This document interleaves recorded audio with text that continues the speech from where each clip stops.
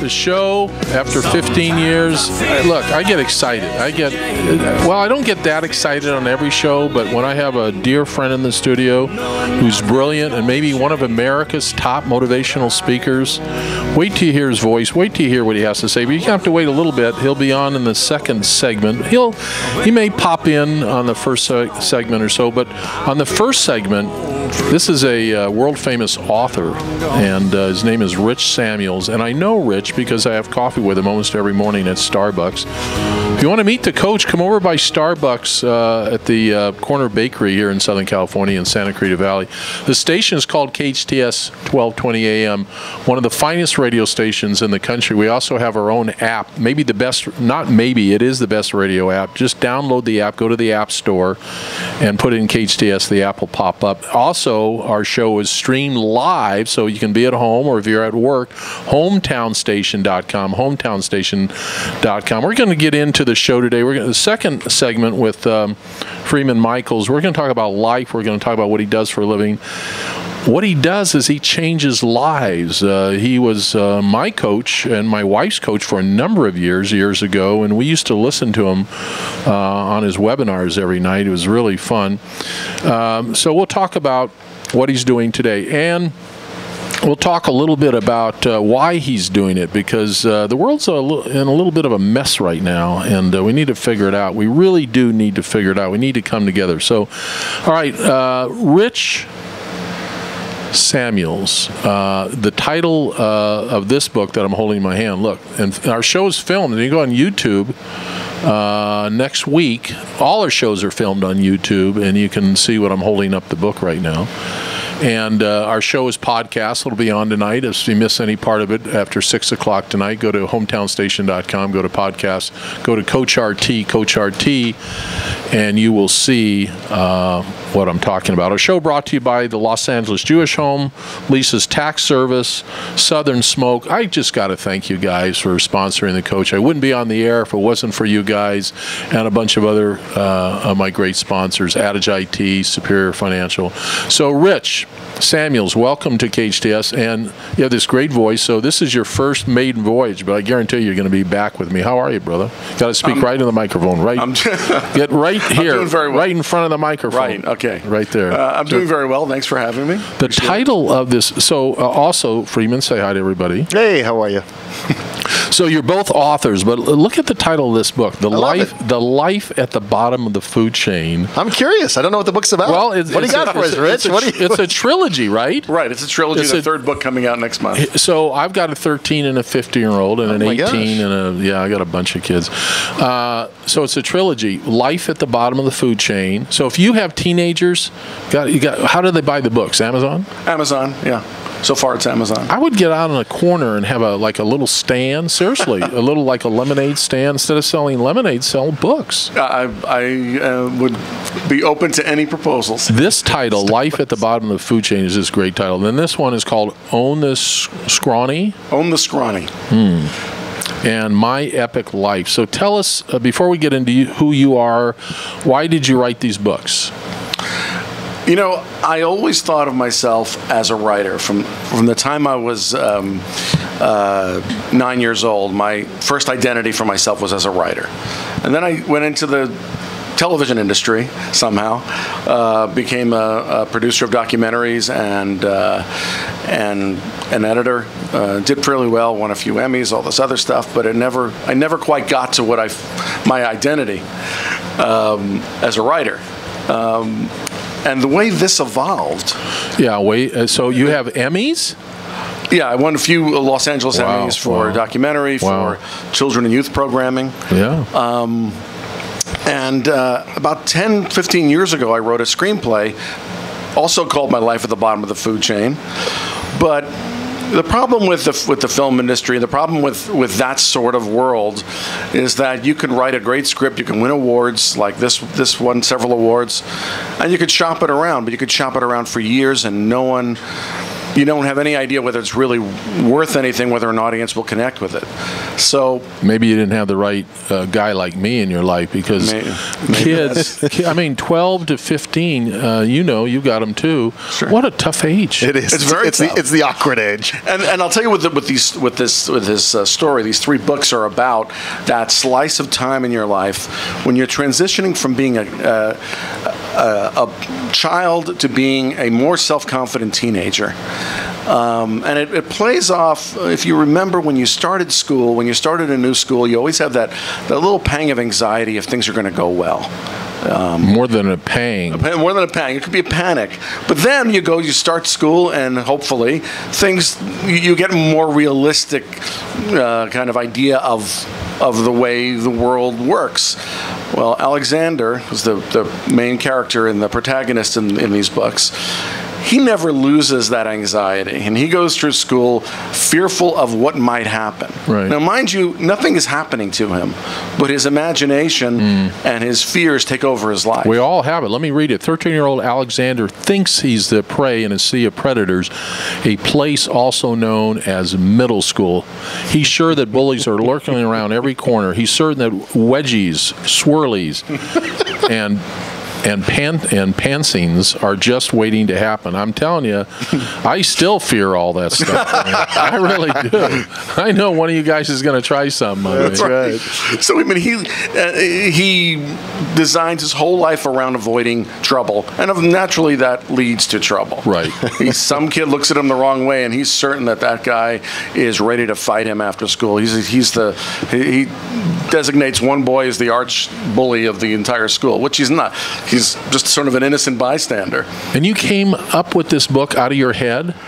Yeah. Well, I mean, it's and you're a little older than 13. How? It's so cool. Yeah. I mean, it sort of evolved out of, my own experience in middle school. Of course, I was a little bit of Alexander myself. You always fear that something might happen. You avoid things. And his problems get worse and worse and worse. I mean, he even writes a smartphone app to avoid bullies and share his knowledge with other kids the way he sees it. And what ultimately happens is he gets into a conflict with a kid, and it ends up going viral on the internet, and he ends up in even more trouble. So. It's interesting to me, if I can butt in, just because 2 things. One is, Coach, you said, I'm still worried about getting wedgies or whatever. So, this idea... And swirlies, whatever swirlies. Well, I don't remember swirlies, but the wedgies I surely remember.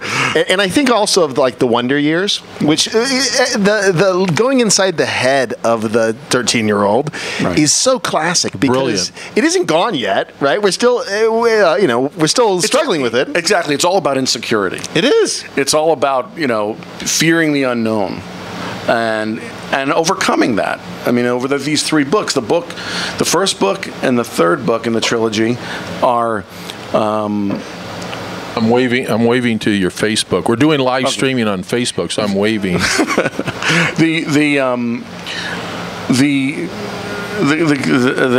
What was I saying?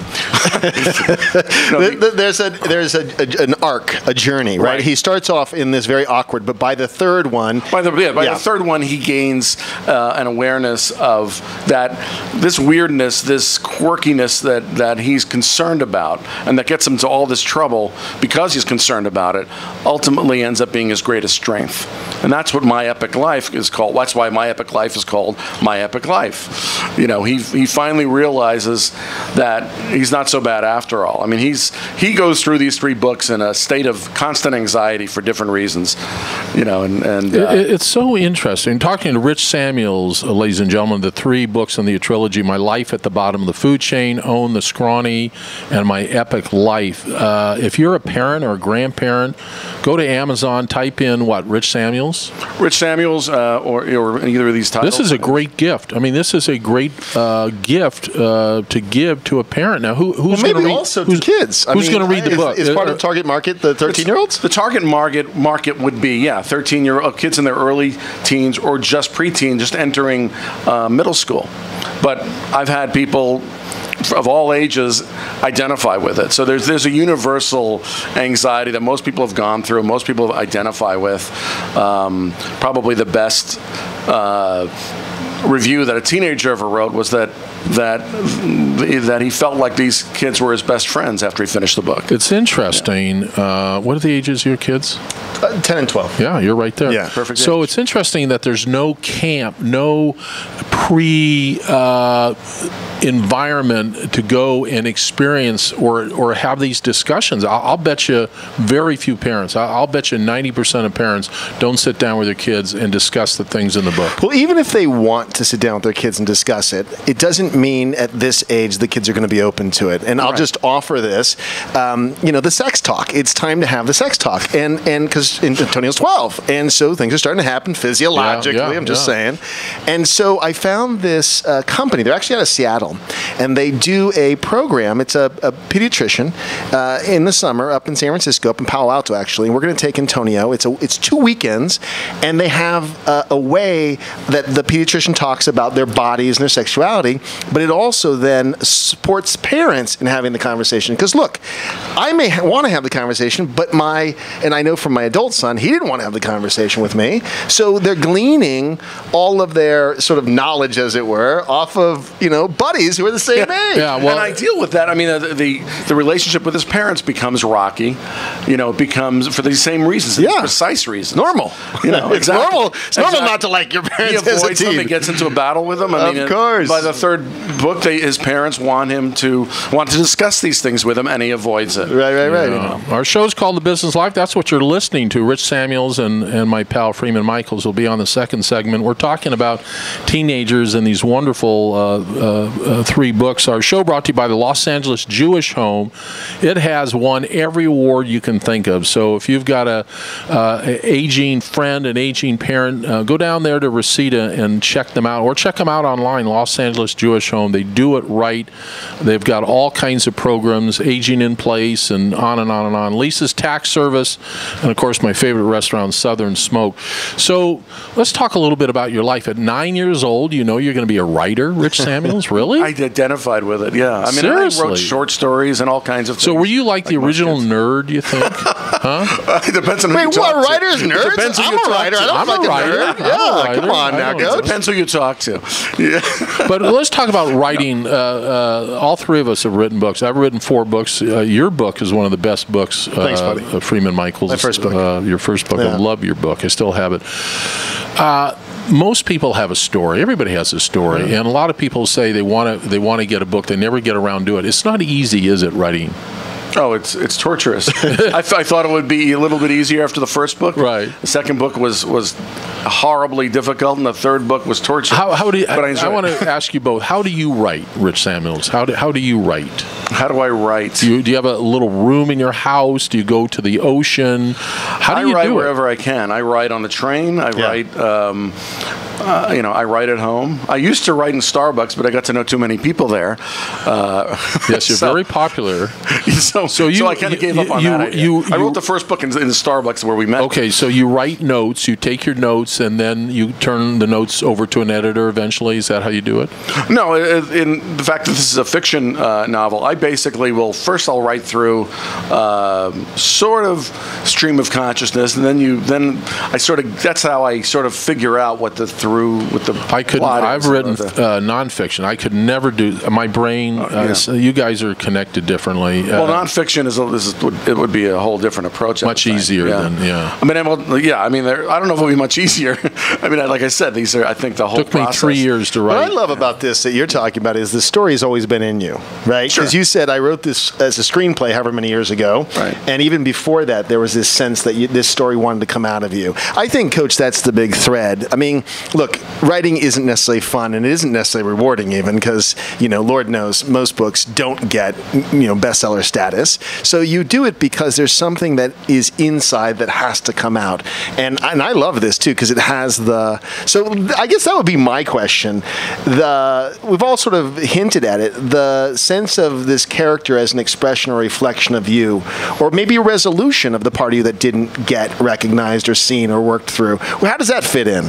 Well, it's not autobiographical or semi-autobiographical. But there's some part that's going on an emotional level. Yeah. I mean, I was that kid who was, probably didn't get involved with certain things because of what might happen, or avoided my locker for a whole semester because some kid that I thought might be dangerous to me had a locker next to mine. Right. So it's things like that. And I mean, it's so you take off from there and you build a little fantasy into it, and you have to have the resolution of course all these things and make it more of a novel. How clever. Talking to Rich Samuels, his trilogy books, My Life at the Bottom of the Food Chain. Just tremendous. I mean, boy, if everybody in this age group, 12 to 15, could get a hold of these books, it probably would help them deal with the realities. Yes? Yeah, I think so. I think it's a sense of you're going to go through a lot. You're going to go through a lot of fears and go through a lot of conflicts, but ultimately you're going to get through it and you're going to turn out okay. And 99% of the fears we make up ourselves and they never happen. Exactly. He's controlled by his fears. And he starts to understand that as we go through these 3 books. All right. Until he comes out on the other end. Before I let you go, and coming up, maybe America's #1 motivational speaker. I've known him for years. Wait till you hear what he has to say. But before we go to Freeman Michaels, Rich Samuels, video. You're an expert in video. I produced documentaries and Emmys. So to me, video is the next generation of reading a book. So how could we create for these books a video that a kid would watch, or a parent and a kid would watch? I mean, it seems to me I'll produce it for you, man. That's the next level.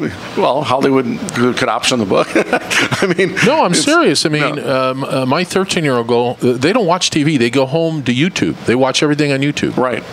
Well, I mean, this character is very much part of that generation.